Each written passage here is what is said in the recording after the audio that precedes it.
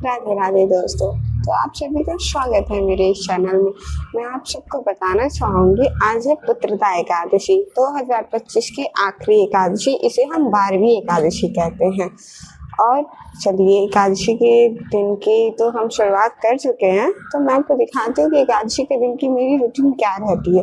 मैं लड्डू गोपाल की सेवा कैसे करती हूँ एकादशी में। तो चलिए स्टार्ट करते हैं। सबसे पहले उठते ही मैं साफ सफाई में जुटती हूँ अपने। तो मैंने घर में झाड़ू लगा लिया था और बाहर लगाना बाकी था, तो मैं सबसे पहले मैं सोची बाहर झाड़ू लगा लेती हूँ, उसके बाद से मैं कोई और काम करूँगी।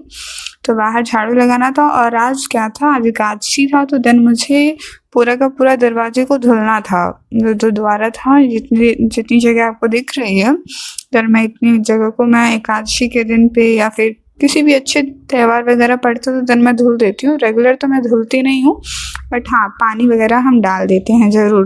कहते हैं दरवाजे पे हमें पानी डालना चाहिए, उसके पीछे की भी कोई लॉजिकल है जो कि हमारे पूर्वज ने हमें बता रखा है, तो इसलिए हम दरवाजे पे पानी डालते हैं।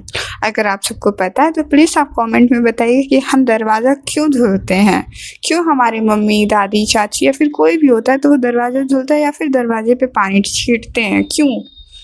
तो देन ये मेरा आपसे सवाल है, देखते हैं कितने लोग को पता है। तो देन मैंने बाहर दरवाज़ा साफ़ कर लिया था और उसके बाद से मैं किचन में आ गई थी। कुछ रात में कुछ बर्तन थे, तो देन मैंने उन्हें साफ़ किया, इकट्ठा किया और उन्हें जगह जगह लोग बहुत ना मेरे घर में क्या करते हैं, जहाँ पानी पियेंगे वहीं गिलास रख देंगे, तो सारे बर्तन को इकट्ठा किया। देन उसके बाद से मैंने किचन में सारे बर्तन जितने वेस्टिंग में पड़े हुए थे उन सबको मांजना शुरू कर दिया था। उसके बाद से मैंने एक एक करके मैंने स्क्रब से सारे बर्तन को मांज लिया था। उसके बाद से फिर मैंने उन सबको धुलना शुरू किया था। ठंडी का सीज़न है, तो देन पानी में तो हाथ डालने का किसी का मन नहीं करता है, मेरा भी नहीं मन करता, तो मैंने मोटर ऑन किया था और उससे मैं फटाफट सारे बर्तन धुल देती हूँ, क्योंकि मोटर से नॉर्मल पानी आता है तो जितना हाथ को अच्छा लगता है। और उसके बाद से मैं सारे बर्तन को वॉश करके और सारे बर्तन को इकट्ठा करके टब में रख लेती हूँ, धुलते धुलते रहती हूँ, उसी टब में रखती रहती हूँ। और उसके बाद से सारे बर्तन को स्टैंड में लगा दिया। देन किचन को साफ़ किया और किचन साफ़ करने के बाद से मैं नहा धो ली थी और पोछा वगैरह भी लगा लिया था। उसके बाद से मैंने लड्डू गोपाल को उठाया और लड्डू गोपाल को उठाने के बाद से मैंने सबसे पहले मैंने आग की तैयारी की उनकी, क्योंकि सबसे पहले उठते ही मैं लड्डू गोपाल के जो कोयला जब मैं पास में रखती हूँ, मैं तो कोयला रखती हूँ देन एक दिए में, तो मैं वही रख रही थी। और साथ में मैंने लड्डू गोपाल का दूध भी गर्म करने के लिए रख दिया था। मैंने भोग भी तैयार कर ली और उसके बाद से मैंने कोयले जो थे वो गर्म हो गए थे। देखिए, मैं एक दिया फिर उसको दूसरे दिए में ट्रांसफ़र करती हूँ। देखिए अच्छे से जो कोयला होता है वो जल जाता है। देखिए, आप देख सकते हैं कितना उसमें रेड रेड हो गया है, आग हो गई है उसमें। तो मैं उसको ले आके कान्हा जी से थोड़ा सा दूर रखती हूँ और उसके बाद से मैंने लड्डू गोपाल को भोग लगाया और फिर मैंने उनके नहाने के कपड़े वगैरह तैयार करने लगी। आज एकादशी था, तो मेरी राधा रानी के जो फेवरेट कलर है ब्लू कलर, मैंने उस कलर के वस्त्र उनको पहनाई थी और मैंने अपने हाथ से उसको बनाया है। तो प्लीज़ आप बताइएगा कमेंट में कि ये कैसा लग रहा है ड्रेस, क्या अच्छा लग रहा है।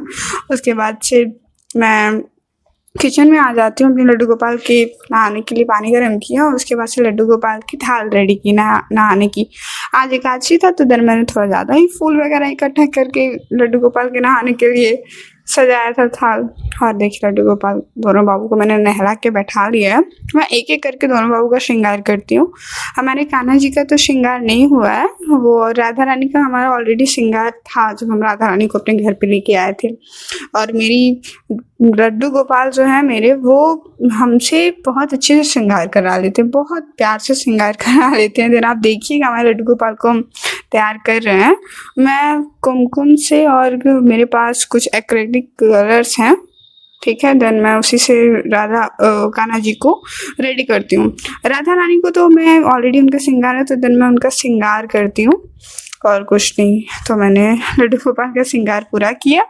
उसके बाद से देखिए दोनों बाबू कितने प्यारे लग रहे हैं, एकदम मैचिंग का ही मेरे लड्डू गोपाल मुकुट पहनते हैं ना, बिल्कुल भी ना, कुछ और नहीं चलेगा उनका। और आज एकादशी थी तो उनको जो पहनना था उन्हें मैंने आज पहनाया। देन उसके बाद से मैंने दिया बाती की थी और आज की आरती की थी। अगर आप लोग को पता है कि पुत्रदा एकादशी की कथा क्या है तो देन प्लीज़ आप मुझे कमेंट में यस या नो बोलिएगा, तो मैं आपको बताऊंगी कि पुत्रदा एकादशी की कथा क्या होती है।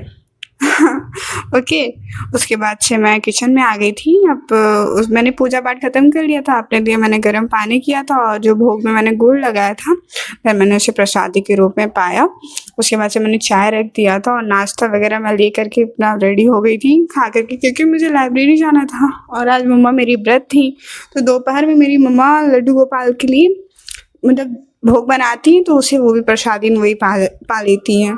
तो मैं लाइब्रेरी के लिए रेडी हो गई थी और आज मैंने रेड कलर का जैकेट पहना था, तो मैं बाहर आके रेडी हो रही देखा मैंने, और मैंने बाहर का मौसम देखा तो बाहर का मौसम तो बहुत था अच्छा था, बट धूप का कोई अता पता नहीं था। और ये बगल में लड़का आया बैठ के खेल रहा है। तो फिर मिलते हैं नेक्स्ट ब्लॉग में। राधे राधे।